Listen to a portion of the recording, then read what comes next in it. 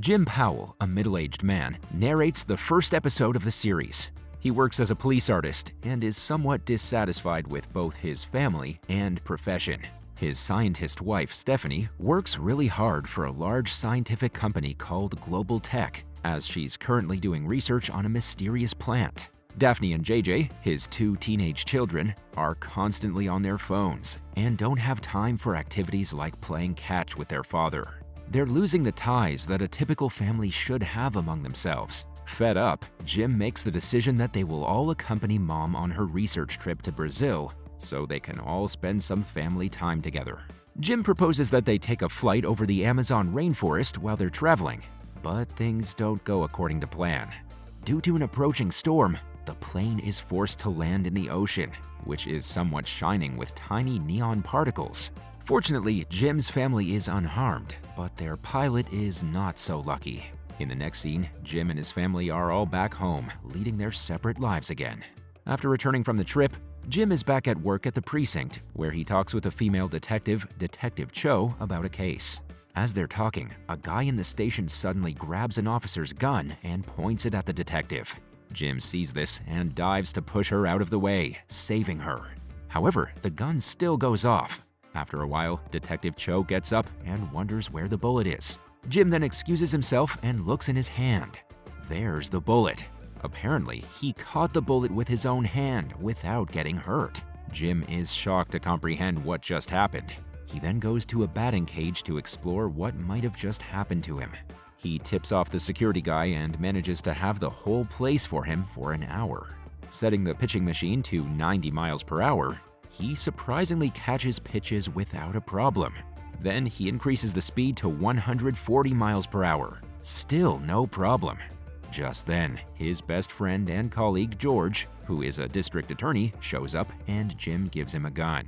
George isn't keen on shooting Jim, but he accidentally fires the gun and Jim catches the bullet again. Both of them are left in utter disbelief by what just happened. In the meantime, Stephanie is in a dilemma. She wants to have a nice dinner with Jim, but work is demanding her attention. She has to get across town for a work meeting, but the traffic is very bad. Having no other option, she starts running, and this is when she goes faster and faster. She zooms past cars on the freeway and manages to get to the office on time. It seems like Stephanie has also gotten some new abilities. Back at the lab, she tells her lab tech, Katie, about it, and they go to a racehorsing track to test her abilities. While Stephanie starts to run on the track, Katie, with a radar gun, reads that Stephanie's speed is in the whopping 700 mile per hour range. With her newfound ability, Stephanie scoots back home to help her son JJ with homework, as he has a learning disability. In the meantime, Jim and George arrive at a rooftop. George is convinced that Jim has another superpower as well, that he can fly. Jim is skeptical, but gives in and jumps off the rooftop. Unfortunately, his hunch turns out to be true and he drops to the ground, making a massive crater in it. When he gets up, he looks at the top of the building and leaps back to the roof. This makes Jim realize that although he cannot fly, he can leap like a crazy superhero. As the two men return to their car, their police scanner crackles. It turns out that a guy who's been robbing jewelry stores is being pursued downtown. Jim starts to leap in that direction.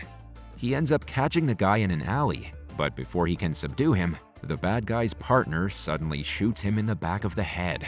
Jim pulls the bullet out of his head, but he is bleeding. Before falling unconscious, he calls George for help. The following morning, Jim wakes up in bed to find George and Stephanie in front of him. Stephanie asks him what the matter is, and Jim finally tells her what's going on. Shocked, she also tells her husband that she's acquired superhuman powers. Meanwhile, their daughter Daphne is having boyfriend trouble at school. The class flirt, Sarah, is hitting on him. Worried, she talks to her friend Lindsay about it. Later, as Daphne plays in her basketball game, she starts to hear everyone's thoughts. It freaks her out, so she calls her parents to pick her up from school. Daphne then tells her mom about her being able to read people's minds. This makes Stephanie realize that even her daughter has gained some kind of ability. Cut to the next scene. The Powells call for a family meeting. They learn that everyone has some kind of power, except for poor JJ. The next day, however, while JJ is taking a math test, things start to glow on the board and the answers for the test appear right in front of him. He smiles and quickly writes everything down. Elsewhere, Daphne meets her boyfriend, and as they kiss, she can read his thoughts. She sadly learns that he's sleeping with her best friend, Lindsay. She rushes out, leaving him unsure how she knew that he was cheating on her. At work, Jim draws a picture of the jewel thief based on the fight with him in the alley. He then runs the picture through facial recognition and manages to get an ID. Based on his information, Detective Cho and her associate prepare to track down the thief. Before they leave the precinct, they tell Jim to stay behind since he's just an artist and not a crime fighter. When the detectives show up at the thief's apartment, a shootout ensues, and Detective Cho ends up in the trunk of his car. Just when the thief is about to drive off, Jim arrives there. They start to fight, but this time the jewel thief is ready for him. Jim strikes at him, but the thief surprisingly vanishes and reappears in the back. The thief then tells Jim that he's not the only one who's got superpowers. They continue fighting, with Jim never being able to land a clean punch on the bad guy. This is until the thief ends up behind Jim with a gun pointed at his neck. Suddenly, a shot rings out. Thankfully, it's from Detective Cho. It turns out that she managed to get out of the trunk and shoot the bad guy. It's revealed that she didn't see Jim's superpower, so she tells him to leave before Internal Affairs starts asking questions. Afterward, the scene shifts to a morgue, where a mysterious man, who surprisingly turns out to be Stephanie's boss from Global Tech, tells his associate Morgan that they should kill the person behind the thief's death. The following day, Jim continues to try to fight crime by leaping to a bank robbery. He ends up in an alley with the robbers driving a van straight for him. He then decides to stop the van, but gets run over instead. In the meantime, Stephanie and her lab assistant Katie work on getting a water sample from the Amazon River, where the plane crash happened. Stephanie thinks that the water has something to do with her and her family's superpower. Once back at home, Stephanie starts doing house chores on super speed. She then believes she has time for everything. Meanwhile, her son JJ starts doing better on his tests because, just like his family, he now has a super brain power. One day in the library, Daphne hears her brother learning complex trigonometry theories. She is surprised to see him there, as he was never into studies. JJ finally opens up to tell her about his power. But he does confess that he hasn't told their parents because they were so proud of him after he did well on the tests. Feeling bad, Daphne says she'll keep his secret. Later, after the bell rings, JJ's teacher accuses him of cheating on the last few tests because the kid always failed on his math tests. But now he's getting straight A's. In response, JJ blows him away with some complex math talk.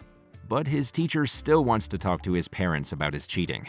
Afterward, Jim talks to JJ about the tests. Sadly, JJ gets the impression that his dad thinks he's cheating too and storms off. The following day, Morgan, the man from the morgue, who was friends with the now-dead thief, comes into the police station and talks to Detective Cho. He asks her if she noticed anything weird or unusual about the bank robber she shot last week. The detective notices something is off with the guy, so she says she didn't notice anything weird. In the meantime, George is doing some police work with the sketch that Jim had drawn of the bank robbers. He then goes to a bank he believes the thief will target next. While George is showing the sketch to some guards, the bank robbers show up with their guns. George hides away and calls Jim. Although he manages to let his friend know about the robbery, he is caught by the robbers and shoved into their van. Thankfully, Jim arrives at the scene in the nick of time. Initially, he gets run over, but then regains his composure, grabs the van, and throws it over. Jim then helps George out of the van just as Detective Cho shows up to pursue the robbers. She is still clueless about his power. Cut to the next scene. Stephanie and Katie study the water they managed to retrieve from the Amazon. Much to their surprise, they realize there's nothing special about it, leading them to wonder what could actually be the source of their powers. Meanwhile, Detective Cho comes home to her apartment and Morgan is there waiting for her. It turns out he has telekinesis and uses it to choke her. He asks her who else knows that the bank robber she shot last week had powers. Cho says she doesn't know anything about it. Morgan lets her fall to the floor, but forces her to point her own gun towards her. Cho starts to freak out, and as Morgan gets out of the apartment, a gunshot is heard, supposedly killing the detective. He then calls Stephanie's boss at Global Tech, telling him that everything is taken care of. Cut to the next scene. The Powells attend a friend's wedding. However, a bunch of robbers crash the wedding, asking everyone to put their jewelry in a box. The thieves also take Stephanie's wedding ring.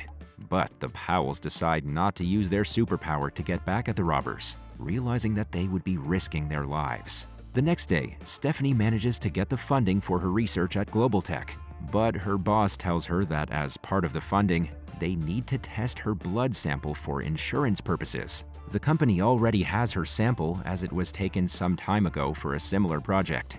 Realizing that her boss and the others would find out about her superpower once the blood is tested, Stephanie comes up with a plan to switch her blood sample with Katie's. In the next scene, Daphne and her dad Jim talk about how things are going.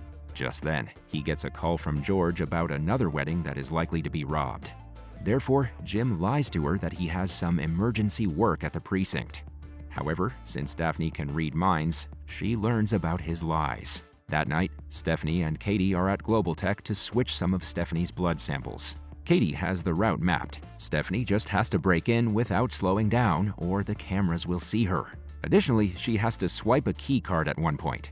She manages to do that and get past the guards without being noticed. She then successfully swipes the blood samples. In the meantime, George and Jim are at the wedding. Just then, the robbers show up and Jim tries to subdue them. During this time, he gets shot, but the bullets don't work on him. The robbers believe Jim to be a cop wearing a bulletproof vest, so they try to escape, but not before he punches one of them unconscious. The robbers and Jim all rush out past Daphne, who is at the venue to see what her dad was up to. Apparently, her dad is trying to fight criminals all by himself.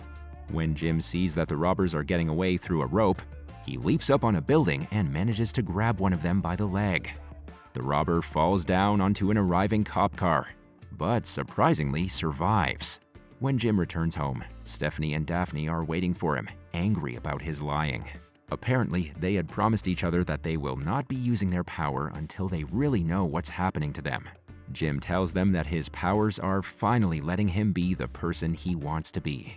The following day at work, George tells Jim that they had to let go of the robber Jim caught yesterday, since they have no evidence. However, George does not have Stephanie's ring, which was recovered at the scene.